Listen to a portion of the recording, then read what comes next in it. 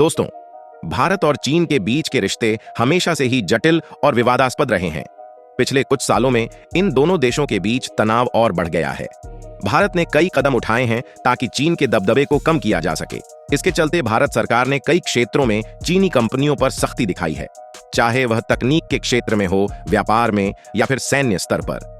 इस बार भारत ने एक बड़ा कदम उठाया है और ताइवान के साथ अपने संबंधों को मजबूत करने की दिशा में बढ़ रहा है, जो कि चीन को बिल्कुल भी पसंद नहीं आएगा।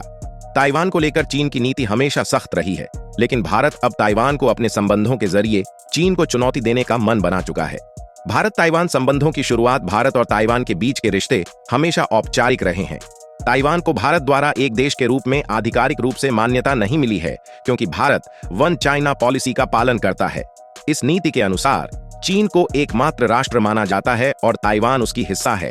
इसके बावजूद ताइवान और भारत के बीच व्यापार और सांस्कृतिक आदान प्रदान होता रहा है।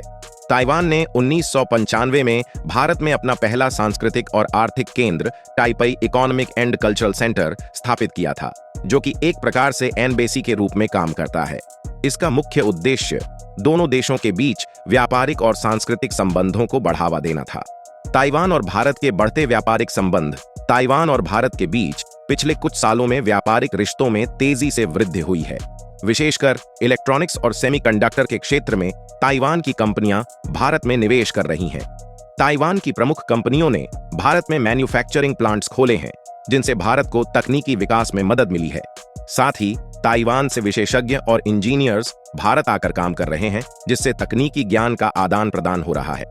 ताइवान के नए सेंटर का उद्घाटन हाल ही में यह घोषणा की गई है कि ताइवान भारत में अपना तीसरा सांस्कृतिक और आर्थिक केंद्र इकोनॉमिक एंड कल्चरल सेंटर खोलने जा रहा है।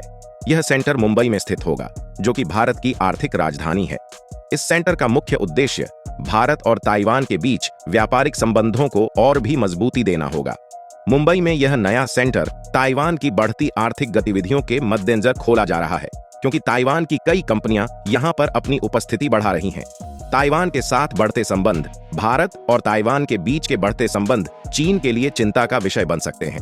चीन हमेशा से ही ताइवान को एक अलग राष्ट्र मानने से इनकार करता रहा है और ताइवान के साथ किसी भी देश के बढ़ते रिश्ते उसे चुनौती के रूप में दिखते हैं। लेकिन भारत अब चीन के सामने घुटने टेकने के बजाय ताइवान के साथ अपने संबंधों को मजबूती देने की दिशा में आगे बढ़ रहा है। ताइवान और भारत की साझेदारी का महत्व। भारत में ताइवान के सेंटर खोलने से दोनों देशों के व्यापारिक संबंधों में और भी सुधार होगा। ताइवान की इलेक्ट्रॉनिक्स और तकनीकी कंपनियां भारत में बड़ी मात्रा में निवेश कर रही हैं, जिससे भारत को भी लाभ हो रहा है। ताइवान के सेमीकंडक्टर उद्योग में भारत की रुचि बढ़ती जा रही है, क्योंकि इस क्षेत्र में ताइवान विश्व में अग्रणी है।